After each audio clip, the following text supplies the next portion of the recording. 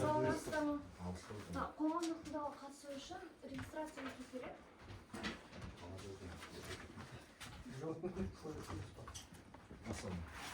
Ат жөніңізді жазасыз. Ат жөніңізді айтыңыз.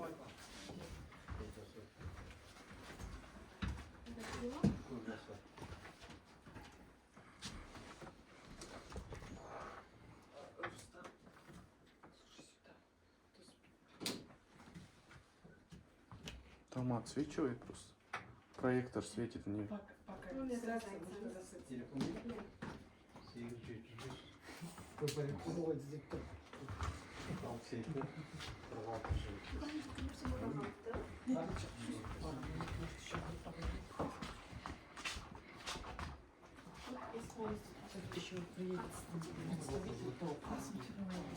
У вас приехал? А, приехал?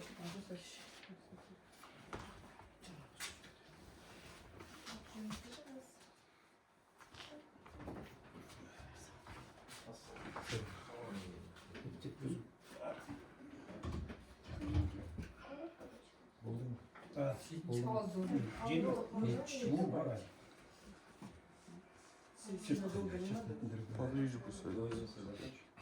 Камеру назад поставлю, что. Да, до 11 закончим. Вторые в 11. Ну, вот сюда, вот где-то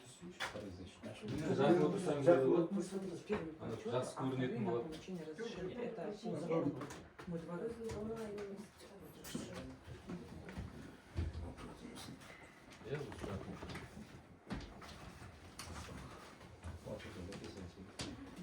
И вон там тоже.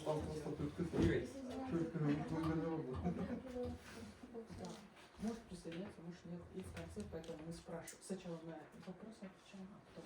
Сейчас начнем. Я говорю,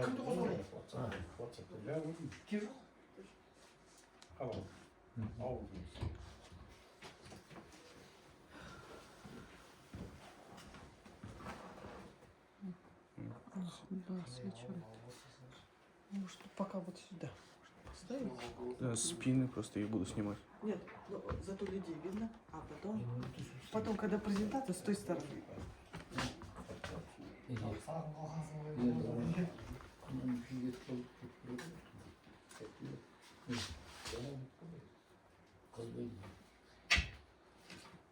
Все нормально.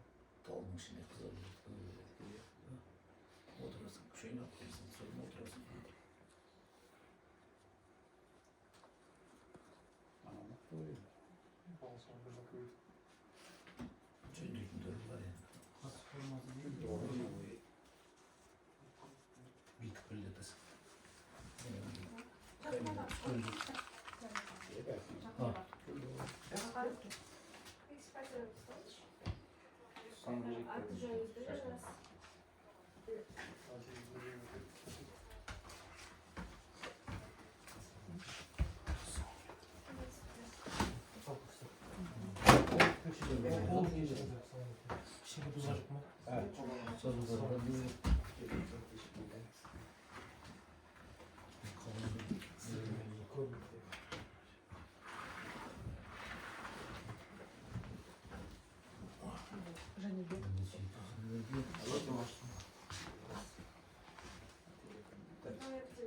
Басылмасыз ғой, иә?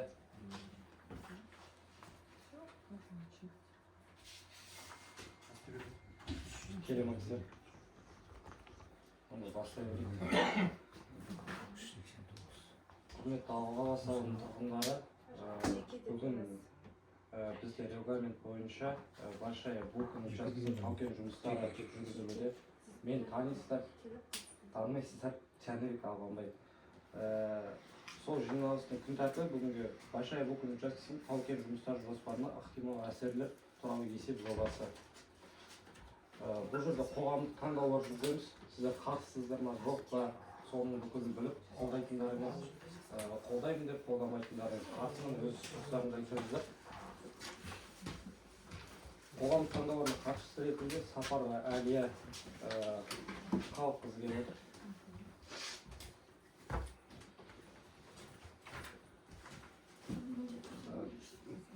қоғамдық таңдаулардың хатшысы етіп сайлауға қолдайтындар қол көтерулеріңізді сұраймын. Қарсы болатындарыңыз? Қарсы адамдар жоқ, иә? Дауыстарды санау жиналыс төрағасының сөзі жүргізеді. Барлығы. Иә, барлығы келісті. Так, сен құрметті қатысушылар, хатшы болып Сапарова Әлия Халыққызы сайланады. Енді сөз кезегі ол проект... Жоқ. Мынанда регламент қазір регламент. Зачем? Мы голосуем за регламент. Жиналыс хатшысының функционалды орындау бастауыңызды сұраймын дейді. Мен қоғамдық таңдауларда келесі регламентті сұраймын. Қоғамдық таңдауларға қатысушылар тіркеу, қоғамдық таңдаулардың ашуы, баяндамашы проект жауапкершілігі шектеулі компаниясының экологы Еркежан Назерке Ержанқызына беріледі.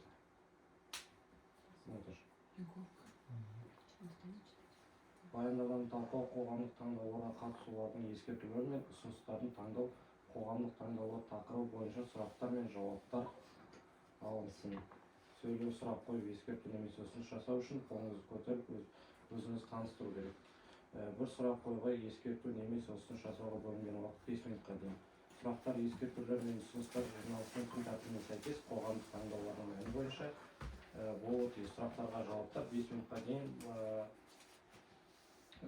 сөйлеушілерге беріледі. Так, мен регламентті бекітуге дауыс беруді ұсынамын. Қоғамдық таңдаулар регламентін бекітуге кім қолдайды? Тағы да бір рет айтып жіберіңіздер. Қолдамайтындарыңыз бар ма? Жоқ. 10 адам қолдайды. 10 адам қолдайды. Дауыстарды санауды жиналыс хатшысы жүргізеді. 10 адам қолдайды, иә? Қолдаған адам 10, қарсы адам 0, жиналысқа қатысушылардың көпшілік даусымен ұсынылған қоғамдық таңдау регламенті бекітілді. Хаттаманы дайындау үшін бейне және аудио жағдай жүргізіліп жатқанын хабарлаймын. Межде түсіріп жатыр, зуммен болып отыр.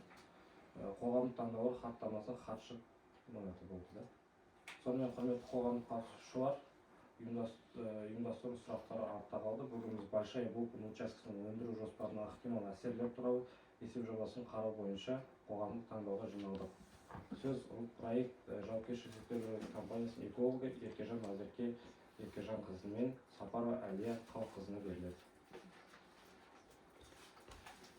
Саламатсыздар ма?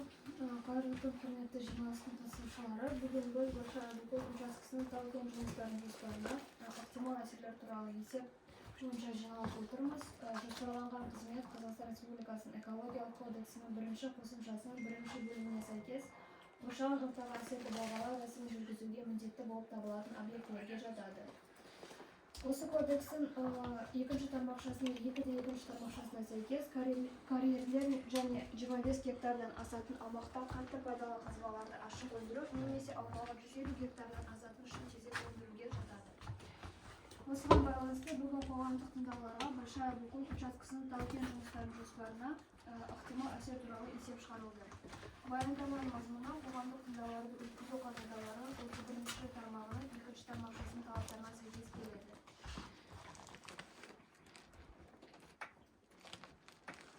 Әкімшілік жағынан Большая Булкин кен орны Шығыс Қазақстан облысы Самар ауданының аумағында орналасқан. Ең жақын елді мекендер Жұмба ауылы 24 км, Жоғары Тайынты ауылы 26 км, Алғабас ауылы 27 км, Панты-Лимановка ауылы 33 км, Қайынды ауылы 34 км, Әділи ауылы 40 км, Манат ауылы 50 км. Объектінің орналасқан ауданында жақын жерде тарихи сәулет ескерткіштері, қорғалатын объектілер, археологиялық құндылықтар, сондай ерекше қорғалатын және бағалы табиғи кешендер, қорықтар, табиғат ескерткіштері жоқ. Ең жақын тұрғын аймаққа дейінгі, ең жақын су объектісіне дейінгі қашықтығы көрсете отырып, кен орны орналасқан ауданның ситуациялық картасы презентацияда көрсетілген. Кен орнының координаталары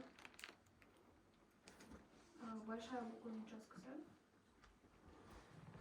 Кен орнының координаталары және оның ауданы 94,3 гектар. Жоспарланған қызмет іске асырудың басталу мерзімі 2026 жылдың 1-ші мамыры, аяқталу мерзімі 2029 жылдың 1-ші қазаны.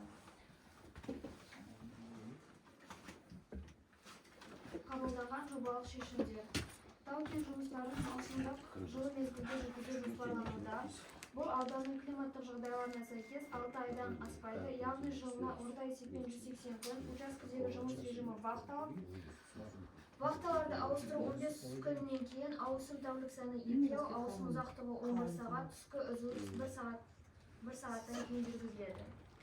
Бір ауысымда бір уақытта жұмыс істейтін қызметкерлер саны 97 адамнан аспайды. Жұмыс бастамас бұрын қуаттылығы 0,3 метрлік топырақ өсімдік қабаты міндетті түрде алып тасталу көзделінеді. Жалпы 2026-2029 жылдарда 74.212 метр текше, ал әр жыл сайын 18.553 метр текше жылына топырақ өсімдік қабаты алынуы көзделуде. Кен орнын игеру ашық тәсілмен көзделеді, бұрынғы жару жұмыстары қолданылмайды. Кен өндіру экскаватормен және бульдозермен жүзеге асырылады. Жалпы кеннің көлемі 275.323 метр текше, әр жыл сайын 40.488 метр текше жылына. Өндіру жұмыстары мынандай техниканы қолдана отырып жүргізілетін болады. Ол КАТ 336 маркалы экскаватор, 655 маркалы 4 тиегіш, КАТ 434 маркалы 1 тиегіш және бульдозер автосамосвал, көлемі 10 метр текшелік КАМАЗ және жанармай құюшы.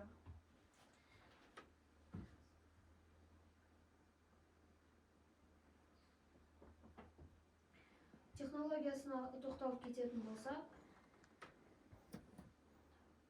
жұмыстардың 50% бульдозермен, 50% экскаватормен жүргізіледі. Жүк кешенінің 100 метр қашықтықта кен рудағы қоймадан тиегіш арқылы бункерге беріледі. Одан кейін үлкен қашықтықта кен үйенделініп, тиегішпен автосамосвалдарға теліп, жуу орнына тасымалданады. Кенді рудағы қоймаға тасымалдау үшін жүк көтергіш 35-40 тонна болатын типтегі автосамосвалдармен жүзеге асырылады. Кенді бір келкілеуге арналған рудалық қойма жуу құрылғысының солтүстік жағында, оған тікелей жақын орналасқан. Рудалық қойманың көлемі кеннің жарты айлық қорын есептеліп қабылданған. Ауысымдық жуу көлемі 600 метр текше болған кезде, рудалық қойманың көлемі 9000 метр текшені құрайды.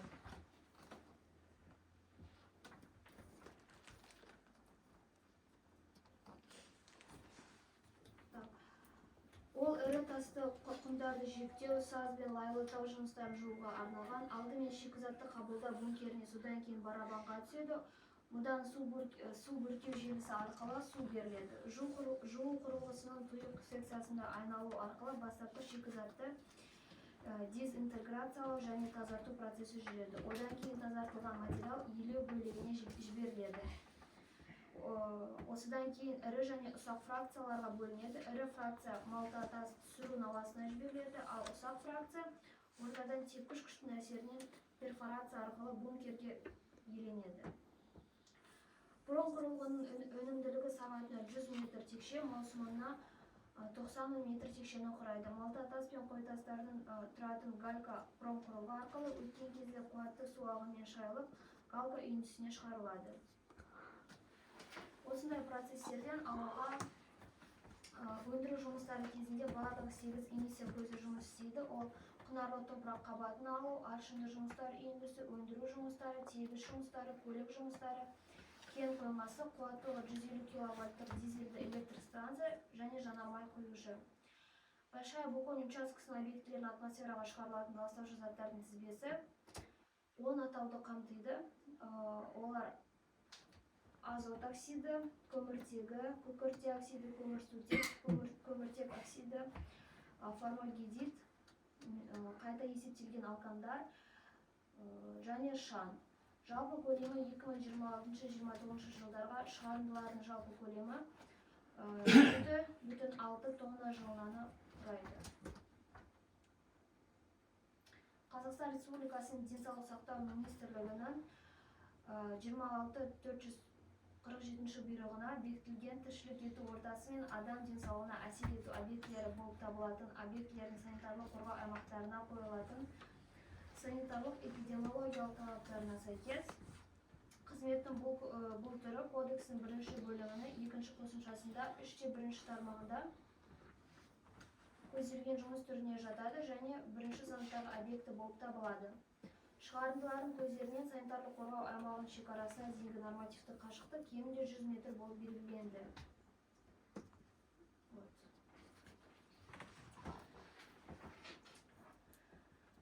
100 метрлік санитарлық қорғаныш және тұрғын аймақтардың шекараларында ластаушы заттардың есептік ең жоғары жер бетіндегі шоғырлануын елді мекендер ауасы үшін белгіленген шекті рұқсат етілген концентрация мәндері қаралатын заттардың ешқайсысы бойынша асып кетуі байқалмайды. Сумен жабдықтау және су бұру. Ауыз сумен жабдықтау әкелінетін болып табылады. Жақын елді мекеннің сауда желісіне жұмысшылар саны 97 адам болып есептелсе, жылына 88,525 метр текше су жұмсалынады. Жұмыс учаскесін техникалық мақсатта сумен қамтамасыз ету үлкен бөкен өзенінен қарастырылады. Технологиялық процесті сумен қамтамасыз ету айналымды сумен жабдықтау қағидаты бойынша жоспарланған және жүзеге асырылады. Айналымды сумен жабдықтау жүйесіне мыналар кіреді. Ол жалпы көлемі 2-де 52 мың метр текше тұндырғыш тоған, суды жуу құрылғысын беруге арналған сорғы, тұндырғыш тоғандағы тұнған суды су бұру арығына беру өздігінен ағу арқылы жоспарланады. Жууға арналған жабдық промприбор су жинағыш тоғанның жанында орналастырылады және оған су ағысынан сорғы арқылы беріледі. Жұмыс учаскесінің техникалық мақсаттағы сумен қамтамасыз ету үлкен бөкен өзенінен қарастырылады. Жұмыстарды жүргізу кезінде қарастырылып отырған ауданның жер үсті су айдындарында теріс әсері күтілмейді. Тау-кен массасын алу кезінде жер үсті су айдындарында сарқынды суларды ағызу көзделмейді. Ағынды суларды мамандандырылған ұйым шарт бойынша әкететін болады. Өндіріс және тұтыну қалдықтары. Өндіру жұмыстары кезінде келесіде қалдықтар пайда болады. Ол аралас коммуналдық қалдықтар жылына 7,275 тонна, металл сынықтары 0,910 тонна жылына, майланған шүберектер жылына 1,16 тонна, ашылған жыныстар 323 мың. Қалдықтардың түзілуі жалпы көлемі 323,9,201 тоннаны құрайды. Физикалық әсер. Жобалық шешімдердің ГОС 12.1.00.383 талаптарына сәйкес 85 децибелден аспайтын жұмыс орындарына дыбыс деңгейін қамтамасыз ететін құрылыс машиналары қолданылады. Жабдықтың шу сипаттамалары олардың төлқұжаттарын көрсетілуі керек. Топыраққа әсері. Кәсіпорынның өндірістік қызметінің аудан топырағына теріс әсерін барынша болдырмау мақсатында тау-кен жұмыстарын жоспарында топырақтың құнарлы қабатын озық алып тастау, оны сақтау, кейіннен кәсіпорынның өндірістік алаңдарына көгалдандыру үшін пайдалану көзделеді. Кәсіпорынның орналасқан ауданында егістік және орман екпелері жоқ. Бағаланатын кезеңде қалпына келтіруді қажет ететін және бұзылған жерлер жоқ. Жер асты суларына әсері. Ұлттық геологиялық қызметтің хатына сәйкес Шығыс Қазақстан облысы Ұлан және Көкпекті аудандарында орналасқан үлкен Букон лицензиялық ауданның координаттар шегінде 2025 жылғы жағдайы бойынша Қазақстан Республикасының мемлекеттік есептелген жер асты су кен орындары жоқ. Шығыс Қазақстан облысының ветеринария басқармасының хатына сәйкес Шығыс Қазақстан облысы Ұлан ауданында көрсетілген координаттар аумағында жануарлар өлекселерін көму орындары, сондай-ақ мал қорымдары, оның ішінде Сібір жарасы бар қорымдар 100 метр радиуста тіркелмеген. Өсімдіктер мен жануарлар дүниесіне әсері. Аталған учаскеде Қазақстан Республикасының қызыл кітабына енгізілген жабайы жануарлар мен құстар жоқ. Жабайы жануарлардың көші-қон жолдары анықталмаған.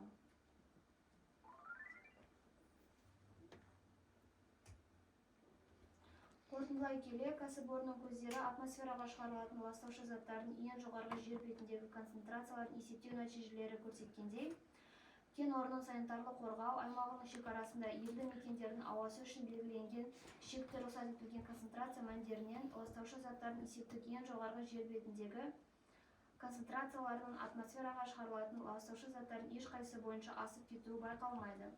Жоғарыда келтірілген ақпараттың жобалық шешімдері іске асыру қоршаған орта компоненттердің ластануын қалыптасқан деңгейін өзгеруіне әкелмейді және қолданыстағы экожүйені бұзатын қайтымсыз процестерді тудырмайды. Баяндама аяқталды. Баяндаманы орыс тілінде оқудың қажеттілігі бар ма? Жоқ. Сонда баяндама үшін рахмет. Енді талқылауға көшейік. Сөйлеу немесе сұрақ қою, ескерту немесе ұсыныс жасау үшін қолыңызды көтеріп өзіңізді таныстырыңыздар. Бір сұрақ қою, ескерту немесе ұсыныс жасау уақыты 5 минутқа дейін. Сұрақтар мен ескертулер мен ұсыныстар қоғамдық таңдаулардың мәтіні бойынша болуы керек. Сұрақтарыңыз бар ма? Масштабын үлкейтуге болмай ма?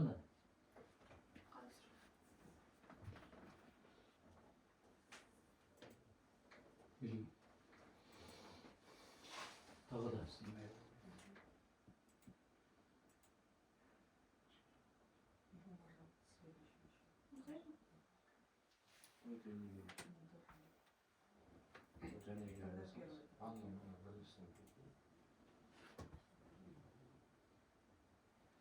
Міне алға басауға, мына жерде біздің участок орналасқан бір шабытын 27 километр қашықтықта.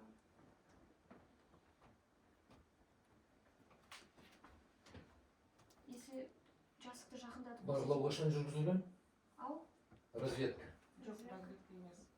Разведка 3 жыл бұрын жүрген. 2-3 жыл бұрын. Ол кезде неге рұқсат алмағансыздар? Ол жерде есім ұлас болады деп жүр, саламатсыздар ма? Қайырлы күн баршаңызға. Фараби жауапкершілігі серіктестігінің өкілі болып қызмет атқарамын.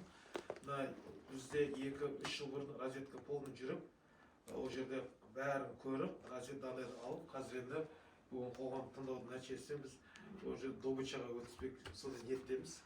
Соған келіп отырмыз, алдарыңыздан баталарыңызға, рұқсаттарыңызға алуға келіп отырмыз. Басып рахмет. Келген бүгін Арапа күні құтымен, берекесімен келсін. Ертең Құрбан айт, құрбандықтар қабыл болсын. Осы амандық болса, не болса да бірлесіп жұмыс жасаймыз деп үміттенемін.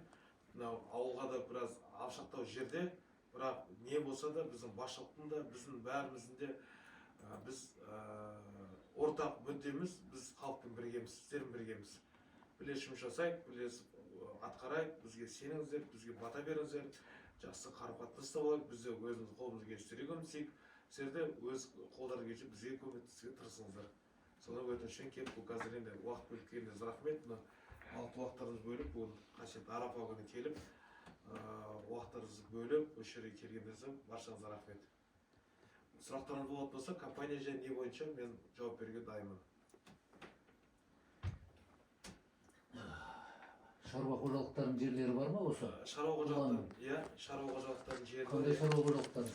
Санжар шаруа қожалығы. Санжар бізге кірмейді. Біз Бұландікі ғой? жоқ, ол некі Самар. Нақты Самардың жерінде ғой, Әсер ету аумағы деп бізде мынау қоғам тыңдауды өтсер кезде негізі облыстық басқарма бар, экология департаменті бар. Солар бізді міндеттейді қай ауылдарға осы қоғам тыңдау өткізіп, дүйім жұртына түсірме жұмыстар жүргізуді. Соған енді мемлекет тарапынан берілген осы 2 ауыл, соған келіп отырмыз. Рахмет. Ана картаны қарасаң, Бескөбе жақын ғой ма ғой?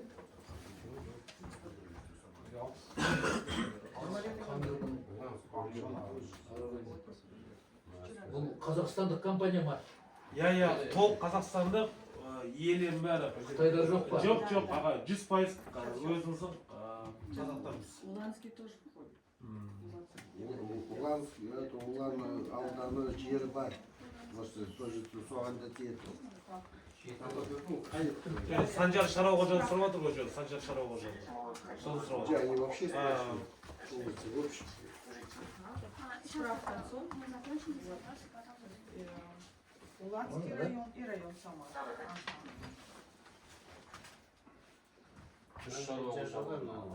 Екінші парақта қандай не кіретін. Иесі, Иә. Бірақ анау мемлекет жері, ауданның жері или ауыл округтың жері жоқ. Сіздер осы Тек салада қана жеке көптен бері жұмыс істеп жүрсіздер ма? Алтын өндіру саласында көптен жұмыс істеп Иә, жүрсіздер ма? көптен.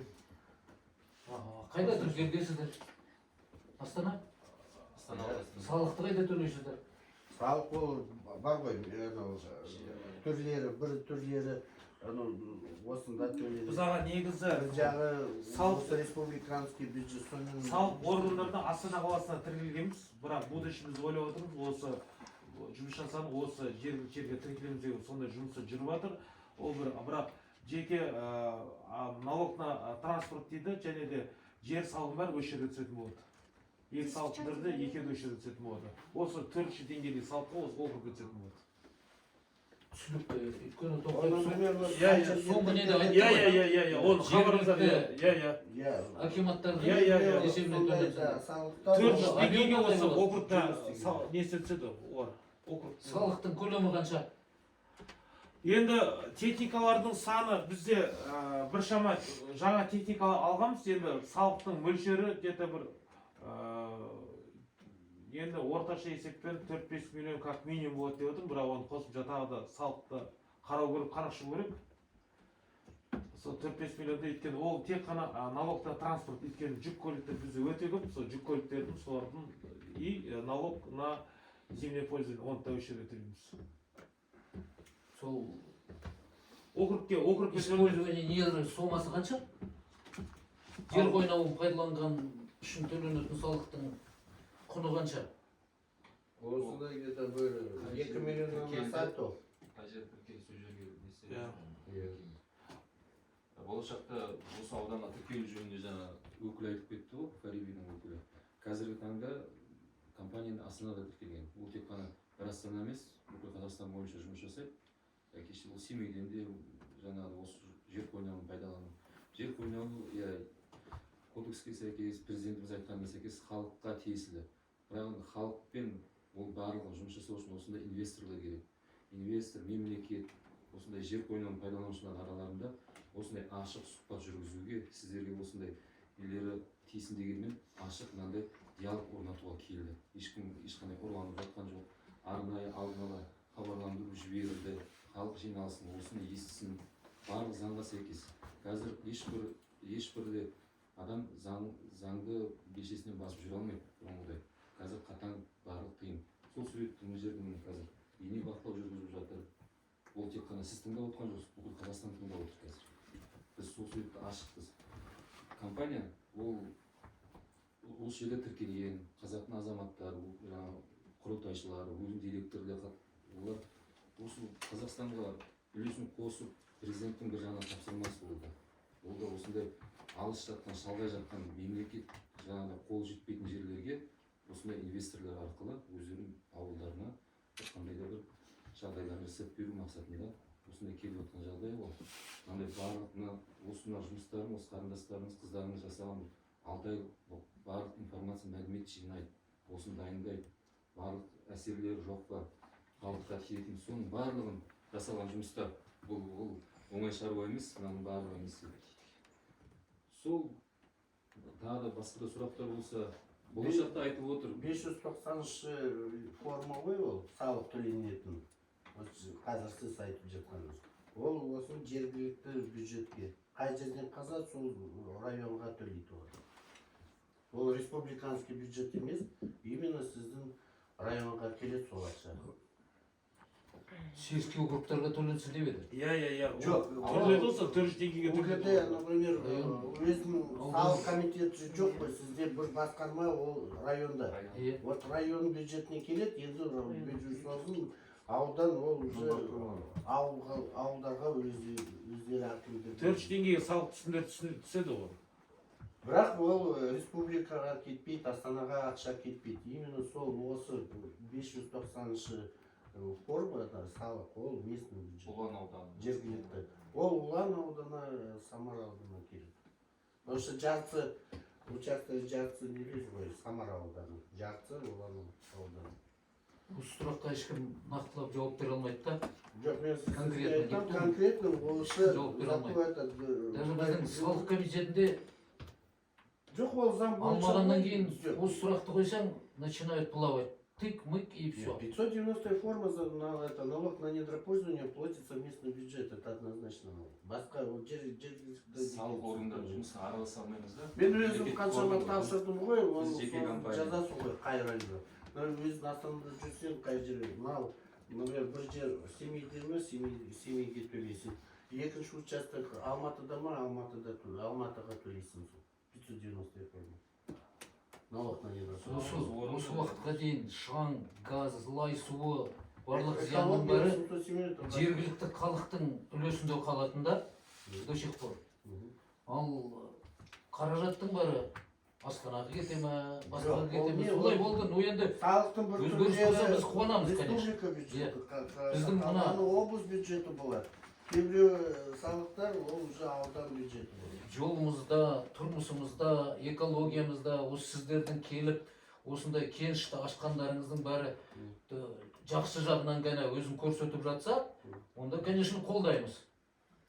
Ал Әрине қолдау. біз көріп отырмыз, вроде осы келгендердің өзі бір жақсылықтың нышаны сияқты, иә? Рахмет. Халықты санап келгенді, санасып келгендеріңіз. Бұл жаңа қойған сұрағымыз осы маңайда мына радиоауыл деп тұр ғой ана жақта. Иә.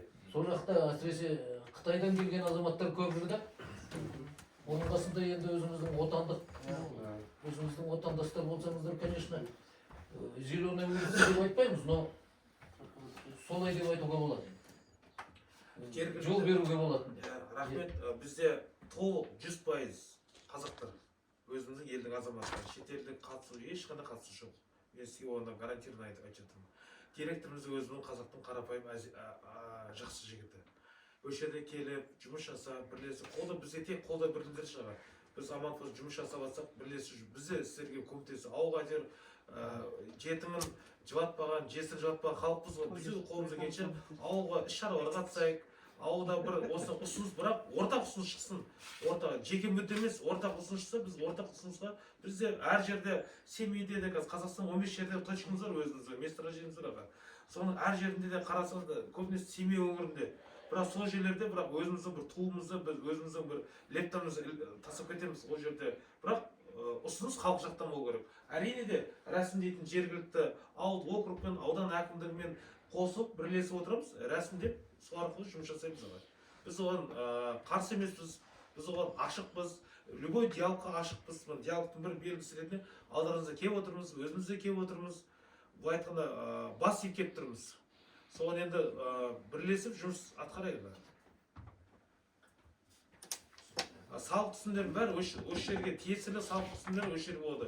Халықтың тиесілі өзінің үлесін, халыққа тиесілі үлесін бәрі берілетін болады. Ол бірақ ортақ мүдде арқылы берілетін болады. Рахмет. Ортақ мүдде біздің ауылға жетпей отыр ғой. Ол бізге жетпей отыр. Бізде тойхана жасалу керек болып отыр. Не керек болып тұр? Тойхана. Енді тойхана енді біз салып бермейміз ғой. Енді сол сендердің ақшадан ана жақтан бөлінген нәрсе, ол мына ауылға басқа жетпейтін нәрсе. Ол жан жақтан кетіп қалатын нәрсе болып тұр. Кішігірім бір міне клубтар мынау. Вот клубтар ол тойхана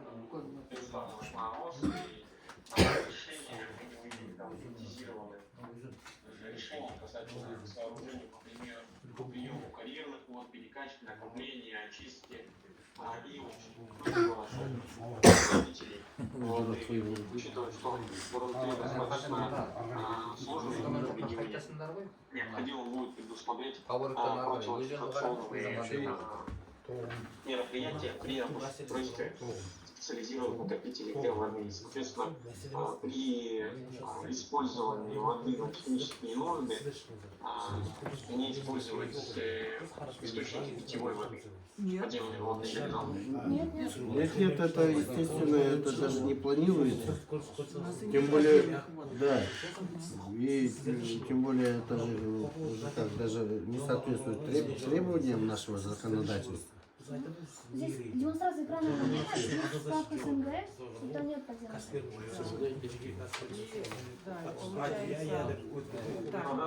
Я только вижу справку расположения риска. Нет, я вам еще поясню, обычная практика, и это законодательство здесь тоже предусмотрено, что даже при наличии, вот, например, ну, отсутствии данных о наличии вот, например, вот справка есть, то, что подземный вод нет, но при обнаружении принимается весь комплекс мероприятий, чтобы исключить загрязнение питьевых вод. Это законом все оговорено, это, конечно, это в обязательном порядке все будет учитываться, все будет соблюдаться, все мероприятия, это мероприятие будет, в плане мероприятия это должно быть, я говорю, это оговорено, и все эти требования будут исполняться, конечно. Здравствуйте, еще хотела дополнить, что мы получили заключение об определении сферы охвата, да? Все это мы прописываем из технологий, есть оборудование снабжения, и потом там, где краткое описание, характеристика компонентов окружающей среды, также и вот, водоснабжение, здесь мы прописали всю нашу технологию и о том, что привозимая вода будет бутилированная, и расчет воды на технические нужды 2,52 тысячи метров кубических в год, и водоснабжение участка для технических целей будет предусматриваться из реки Большая Бутылка. Все это мы предусмотрели в заявлении на начало деятельности. И по поводу сточной воды, которая у вас будет осуществляться, на одном участке в любом случае у вас будут накопители воды. Просим предусмотреть и контактировать информацию касательно... Да, геомембрана предусмотрена геомембрана применения. Источных вод. Конкретно, если это будет проводиться в непосредственной близости от сел, насколько нам известно, в данных селах отсутствуют локальные очистные сооружения. Соответственно, необходимо будет предусмотреть мероприятия и вывоз на специализированном участке по утилизации источных вод. Да, хорошо. Да, проектными документами это все предусмотрено. И, например, вот сам пруд-накопитель, там применение геомембраны, чтобы исключить дренаж, фильтрацию воды в эту почву и так далее. И помимо этого, например, если насчет там, возможных нарушений, вот на прошлых вчера слушаниях в селе Жумба было недропользователям заключено соглашение, что это распоряжением актива будет создана комиссия из местного населения, там актив, который будет периодически мониторинг вести. Нет, это же говорю, комиссия будет мониторить ежедневно.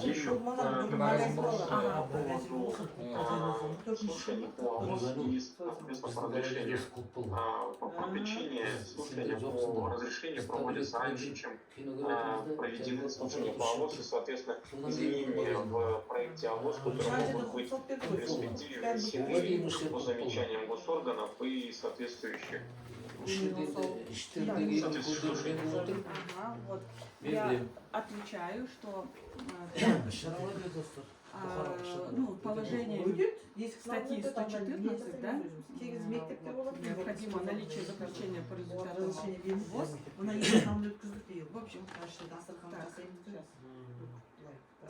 то есть для проведения общественных слушаний не требуется заключение, да, то есть согласование отчета УВВ, поэтому есть такая практика, мы проводим слушания до получения экспертизы на отчет, и при этом у нас технологии не меняются. Ни объемы выбросов, ничего мы не меняем, поэтому проводим слушания до получения.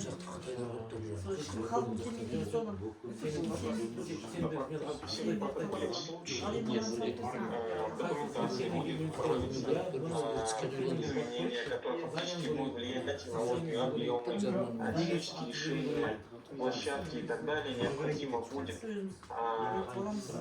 пройти процедуры заявления о начальной деятельности, соответственно, при изменении документации. Также проводить заново общественное слушание в случае, если намечается серьезные изменения в документации. Да, там мы это знаем, да. Ну, изменений не планируется никаких. Принято. Вопросы вот пока.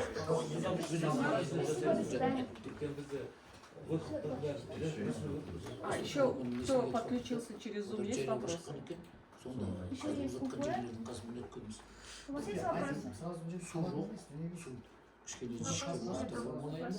Спасибо. сонымен барлық сұрақтар қойылды. Вот. Тағы сұрақтарыңыз бар ма? Болды. Сұрақтарға жауаптар алынды. Енді қоғамдық таңдаулардың қорытындыларын шығару кезеңіне көшеміз. Біздің қарастыруымызға және талқылауымызға ұсынылған Большая Буконь учаскесінің тау-кен жұмыстарының жоспарына ықтимал әсерлер туралы есеп.